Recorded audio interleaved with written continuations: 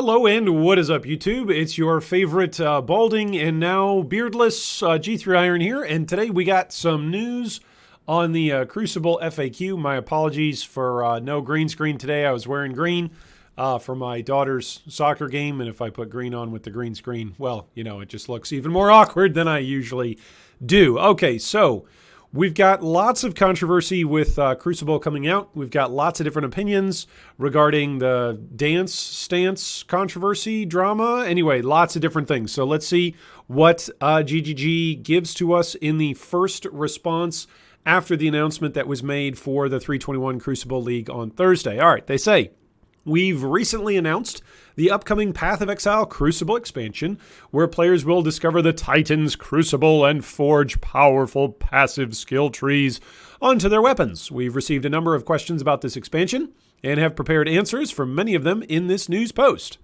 Following our live stream reveals, Chris Wilson and Ziggy D hosted a QA session to go over a whole bunch of stuff that will be linked down below in the video description, by the way, as well as the Crucible FAQ Path of Exile forum link, because that's just how I like to roll. We like to actually cite our sources around here. Okay, the following are mostly questions that were asked outside of the above Q&A. For any questions we answer after this post, we will include them in our RAQ. What is that? Is that like returning answered questions? I know what FAQ is, frequently answered questions. Rarely asked questions? I don't know. Anyway, okay, so they've got another post there. So, will Crucible become a core game mechanic? The answer to that is no. Just that, no. We'd like to see how the community receives Crucible once it's playable at launch before we make decisions on whether or not it should become a core mechanic. The answer is going to be no. If it's as powerful as what it's projecting to be, no. Can we get a list of the Crucible passives and which weapon types they can appear on? We'd like to watch the community discover the intricacies of the Crucible passive trees, so we'll leave it for you to discover. In other words, no, we're not going to have this as a spreadsheetable thing handed to us by Grinding Gear Games, which, hey, you know what? For a lot of us players, that's the magic of opening weekend. Like, that's the magic of a new launch expansion weekend, is the whole community. And I don't just mean like 10 people in a room. I mean the entire Path of Exile community. It could be some random person posting something in a Discord or texting their buddy, hey, I just discovered this. And then some other big streamer picks it up. And then before you know it, a million different videos and guides are being made about something. In this case, it will be the various Crucible passives. So anyway, that's their answer to that. How many portals does the Forge of the Titans area have? 6. So that remains consistent across map encounters. You get 6 map entry portals in order to go in and approach the Forge of the Titans. Are the Crucible trees randomly generated each time? And are the skills specific to the weapon or shield type? Crucible trees are randomly generated, though the types of skill a weapon can get will be dependent on its item level and class. For example, bows will have access to particular bow passives and will not have access to particular scepter passives. Note that an existing Crucible tree can be removed if you are able to access and complete a special Crucible endgame encounter. Okay, so there's been a lot of discussion on this as well. Somebody I don't want to name drop anybody just in case I got it wrong, but I'm pretty sure a couple of people were posting on Reddit and on the forums, and a couple of people on YouTube and Twitch have been saying, well, is Crucible actually going to be dead on arrival because, you know, we're all going to be looking at different base types and looking at every single item, and nobody's going to want to actually do that. There's been other variations of that. You know, what are the trees actually going to look like? What if I get the wrong tree on the right base type? Blah, blah, blah, blah, blah. And the reality is, it seems like, I shouldn't say the reality is, it seems as though this is, again, another reason why I'm calling Crucible Synthesis 2.0. A lot of players, when Synthesis came out, one of the things people didn't like was IDing rares, because rares could be valuable either to sell on their own as a part of a recipe for Synthesis stuff, or they could be valuable to somebody else to actually craft. You know, so you could either sell it for profit or you might use it yourself. And we're going to have something similar to that with Crucible, where there's going to be a lot of different weapons that are getting picked up. More weapons than normal, more rare weapons, I would think, or more weapons in general then a normal league will get picked up this league for this reason. But you know what? I wouldn't be too worried about it. Eventually, it became a thing where players, way back during Synthesis, this is years ago in Path of Exile quality of life development, as well as in community ingenuity. Years ago, players were able to eventually use their loot filters to be able to identify certain particular things that they were hunting for. And of course, there was economics crossover there. So, you know, if you're like, well, I'm not sure if I should pick this up because is it worth 10C? Well, 10C is not worth picking up to me, said the Ultra Whale. Okay, so that's fine. You can adjust your loot filter and then pick things up or not pick things up appropriately. So I wouldn't be too worried about this as we as a community discover the intricacies of the Crucible passive trees, then the, hey, what are you picking up? And what's worth it? And what will those trees be like? I think that will kind of work itself out in time. That's at least a theory. I could be wrong. I've been wrong about many things. Mrs. Draconis today said I needed to do something with my beard, and so I just got rid of it. And then she said, that's not what I said. So I'm wrong quite often. All right. Are there any restrictions to how many times you can merge trees on a weapon or shield? There are no restrictions to the number of times an item's Crucible tree can be combined with another. Oh, so you can continue to improve. Okay, however, only weapons with revealed trees can be combined with each other. Okay, so you can, guys, so there is an ultra endgame crafting then to this. It's not just, okay, take two weapons and smash them together and hope that the tree comes out good. You can essentially iterate on your tree as you continue to go. Now, there's the chance that you'll brick your item, but you can just keep working on it. So that's really good.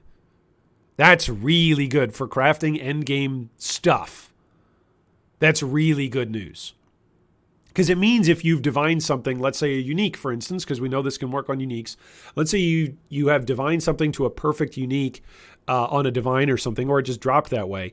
You don't have to necessarily sacrifice that item and never use it again just because it had a failed passive conversion, you know, a failed passive craft or whatever. You'll be able to use it again is what I'm saying. Now, it will be up to the economy to say if it's worth it or not to still use that weapon as another crafting instance or not, or another crafting material as a passive tree, or if the passive tree is just completely crap and you want to get rid of it. Okay, next up. Did you forget to post minion mastery changes? No, there were no changes to minion masteries in this expansion. We are aware of feedback asking for these in the future. We're aware that we've pandered for like 8 straight years to summoners. And, you know, we know that Kay has now retired from making POE videos. We know that Iron took his year hiatus. You know, we know that, who else? Gazzy. We know that Gazzy is pumping out videos, you know, at nonstop breakneck pace, you know, talking about all the minion builds that you can play. Don't worry, guys. Here's the thing. I posted it on the YouTube video the other day. Poison SRS is still going to be very, very viable. Still going to be strong. It's not probably going to be quite as strong as what it was just because of the changes to United and Dream. I think when I did the changes on K's original POB for Poison SRS that we did our comparison video on last league, the DPS went from like 35 mil down to 31 mil. Oh no, bummer. You know, the vast majority of you, I'm looking directly at the camera and I say this with love, vast majority of you weren't touching 35 mil anyway on your builds. So before anybody who wasn't touching 35 mil on their Poison SRS build goes, oh no, the build is destroyed and how will we ever recover? You know, if you were getting close to that and you're getting a slight knock, I think we said it's like 12.8% or just under 13% damage reduction basically is what you lose. It's fine. It's still going to be an absurdly good build. Anyway, all right, enough of that. And by the way, there will be other minion builds as well this league, not just Poison SRS. But more on that once the league launches and we can test Spectres. Okay, will unequipping Blood Price, the new helmet that reserves nearby enemies' monsters' life, heal enemies? I.e., could you use it as a helmet swap for a free 8% extra damage against bosses? It follows the same reservation rules that are on players, so it will not heal enemies. Okay, that's good. Will Master Distiller work with Mage Blood? Master Distiller consumes flask charges, so you will still need to feed flask charges to gain the bonuses. Okay, there you go. There's the answer. Can you clarify how the new 10% of Leech is instant mastery options work? Oh gosh, this is going to be a headache. Does it recover 10% of your total maximum life per second from Leech? Answer. No doubt this is going to be a dev question at some point that's going to come out with a bunch of math. Each individual leech still has a maximum amount. If you leech the max amount per leech, you'll get 10% of that instantly and 90% over time. However, there is also a maximum on the total recovery rate of all leech. Instant leech isn't part of that because it has no rate. Okay, so somebody's going to do the math on this then. I can already see tomorrow morning I'm going to wake up and read a Reddit post and somebody's done the math on this. If you hit at this amount, then look at what you recover. Oh, that's going to be fun. Okay, regarding skills cost life instead of 30% of mana cost. Does this mean that a skill that costs 10 mana will only cost 3 life with this node, or does it just transfer 30% of cost to life, as in 3 life plus 7 mana? A skill that costs 10 mana will instead cost 3 life and 7 mana with this mastery allocated. Okay, so there you go. As is famously true with Path of Exile, with all things, wording is key, and then asking for further clarification and definition on wording is key. Because this is exactly how this feels like, but you never know. That's just the reality. And if you've played POE for anything more than like a second, then you know. Oftentimes wording is confusing. With the introduction of the new life mastery 15% increase maximum life, if there are no life modifiers on equipped body armor, will unique modifiers on items currently tagged as life modifiers get a passover to make more uniques work with this mastery? There are no changes to uniques as a result of this mastery being added. Okay, so there you go. No, they didn't overhaul a whole bunch of uniques. And by the way, if they did, I think that would have been a pretty big thing to say, hey, we're reworking like 6 or 7 uniques or many more, etc. The gain adrenaline for 1 second. This is the reason why you're all here, by the way, I assume. The gain adrenaline for 1 second when you switch stance mastery seems too strong. Will you change it? We're looking into this, and we'll let you know the results via the RAQ post. Okay, so time to open that up just so that way we have. Oh, it's recently asked questions. There you go, recently asked questions. This is, oh my goodness. This is like all the recently asked questions. Oh my goodness. It's not even just related just to Crucible. Okay, well, yeah. Well, it's a good thing I'll be keeping that up and F5ing that to see whenever they give us an answer to other questions. Do you know if the trigger bots will work with things like summon holy relic minions? Trigger bots only work with things you trigger yourself. Yeah, that kind of makes sense. They don't work with things your minions trigger. That completely makes sense. I think the wording on it, even when it was released and announced by Chris, was something that you have triggered as a player, something that a player does, right? That language is very, very important. What are the implications of the changes to the way projectiles return to you? This is a good question.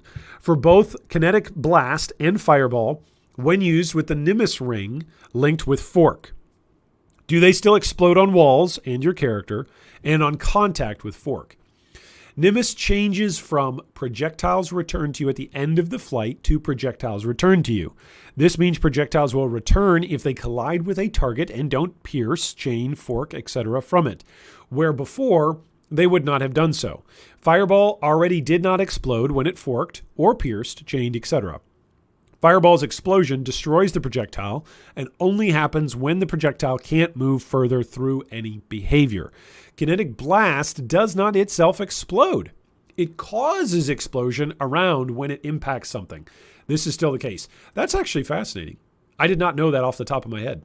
That kinetic blast's little explosions are not actually itself. It just causes explosions. That's interesting. That's cool. Did United and Dream also lose its poison chance? The poison chance was only removed from Severed and Sleep. See, folks? See, Poison SRS is going to be fine. Ladies and gentlemen of the jury, let me just tell you, you can go back and make your predictions now because it's going to be great. It's just going to be great. Actually, I think the thing that's going to be the biggest impact for Poison SRS is just going to be breach availability, right, for United and Dream. Because breach stuff is only going to be, what is it? Is it level 78 now? Was it 78 or 80? Somebody correct me down below in the comments. I think it was either level 78 zone or level 80 zone. But it essentially, breach is going to be much, much higher up in the encounters. So less people, in theory, will be interacting with it. Okay, has the Balance of Terror jewel been removed from the game? It is not obtainable in 3.21 as it only dropped from Sanctum content. So there you go. What is Spark's projectile speed now? The base projectile speed of Spark has been reduced by 25%. This has been updated in the patch notes. Okay, because when the patch notes originally came out, they just said that Spark's projectile speed had been lowered. They didn't give us a number, so 25%. Was the removal of Books of Regression intended to nerf the strategy that intended using them for heist? Books of Regression were removed because their intended purpose, related to PvP characters, is no longer relevant. Oh, guys, it hasn't been relevant for years. The way they were being used in heists was not intended. Okay, so the answer to this is yes. We saw people using something not intended. And the thing that it was intended for years ago went out of style. We found that people actually found something that was useful for them. And so we said, no. This level of creativity is no longer welcome. Oh, it's so funny with Path of Exile, because as a game, the game invites us to be like, find different ways to break our game and tinker and have fun and just go bonkers. And then you find something and then it's like, that's not intended. It's just funny. It's good. It's a good thing. Ultimately, overall, it is a good thing that there's communication between the community and the developers. Like that is a good thing. Okay, even if sometimes it kicks you in the stomach. With Ruthless offering a different, smaller set of challenges to complete than the base game, will it be possible to complete some challenges in Ruthless and others in the main league in order to get these rewards? You cannot mix and match. They are separate challenge tracks, right? So when you complete something in Ruthless, it's Ruthless specific. When you complete something in normal POE, it will be a normal challenge track, right? So 2 different challenge tracks. Why is the boss kill event being hosted in Ruthless? Sorry, I need to say this in a more Kermit voice. Why is the boss kill event being hosted in Ruthless? I mean, I've been practicing like 10 minutes a day and thought I had a shot at winning this thing. This is probably the most hilarious no drama that has come out since Crucible. Just with the number of people angry that this event is in Ruthless. It's really funny. We want this event to represent the ultimate challenge in Path of Exile, which is to kill these 2 pinnacle bosses under the constraints of hardcore, solo self-found, and Ruthless simultaneously. I completely understand if nobody wants to play this in Ruthless. I get it. Catpost by far was the most XP progression in hardcore, solo self-found, Ruthless. During the 320 Forbidden Sanctum League, did a great job. In fact, I'm pretty sure Catpost, somebody can correct me if wrong, but I thought Catpost lapped, actually, but maybe not Catpost, maybe it was somebody else. I thought somebody was a cat and was like for the first week or 2 on top of the XP boards and then died, and then eventually Catpost took over, so I could just be mixing up. It could just be 2 different people who like cats and who have cats in their names. I could not imagine that there would be more than 2 people on the planet who play Ruthless and who like cats, but, I've been proven wrong on other things already today. So maybe that's true. My point is with this, not many people play Ruthless. I get it. Not many people are going to want to play Ruthless. I get it. For Grinding Gear Games to host this event and say, look, we want this to be on Ruthless, it makes sense because they're using Ruthless. It's very, very clear for drama or for not, for politics or for not. It's very clear Ruthless is, in fact, a testing dev zone. It is a testing dev zone. It's where devs are looking at the way the game is being played, the way how things are being interacted with, and then that information is being used either to shape PoE 2 or even PoE 1 in the very next league. Like, we're seeing that.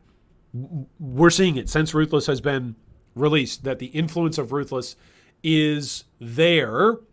Not saying that Path of Exile 1 is becoming Ruthless, but to say that things that the dev team is learning from Ruthless, they're putting into play for instance, in the regular gameplay. So it's not a shock to me that GGG would choose to go this route, and I'm amazed that this is even dramatic. Like, the vast majority of this is a completely ignorant statement. I'm guessing here. Okay, I'm guessing. I have no numbers to back this up.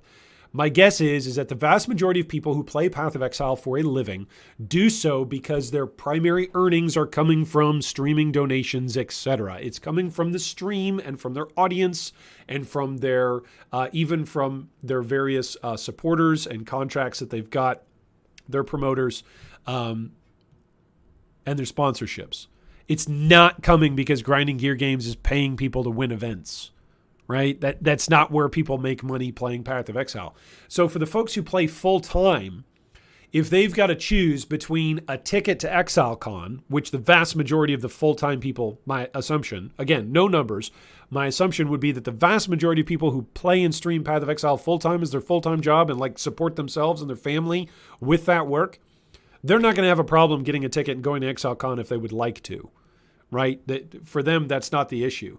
So one, the reward isn't going to be enough for those players to compete. I'm not going to name anybody because as soon as I start naming people, again, I'm just going to name this person and not that and get in all sorts of drama that way. I don't want to do that. But it's not going to be worth it for them. Anybody that's already got a ticket to ExileCon that's already got it. And so what does their stream want them to play? Their stream wants them to play something that's hardcore and that they die, but probably doesn't want them to play Ruthless. And I have to say that as somebody who played Ruthless exclusively during Forbidden Sanctum. I didn't play any trade. I just wanted to come back and mess around with Ruthless. I'm still not sure what I'm going to play for the upcoming Crucible League, whether or not I'm going to just go be an exclusive Ruthless guy or go back and do normal Path of Exile. It's kind of fun to, have movement skills. In fact, some of the builds I'm looking at to play, if I do normal POE, are just basically movement skills as the entire build, but more on that later. So anyway, there's a lot of drama here that it just doesn't make sense anyway why there's drama. Like, nobody should be upset about this. Hopefully somebody goes and is actually able to pull this crazy stuff off, because it would be insane to see somebody actually do this in Ruthless. Like, hardcore solo self-found Ruthless. This would be absolutely nuts. Just getting to the 2 pinnacle bosses, having the maps to get there. For anybody that's played Ruthless for any amount of time, you know just how difficult it is to sustain and tier up in your maps. So anyway, enough on that. Is there a prize pool for the boss kill event on consoles?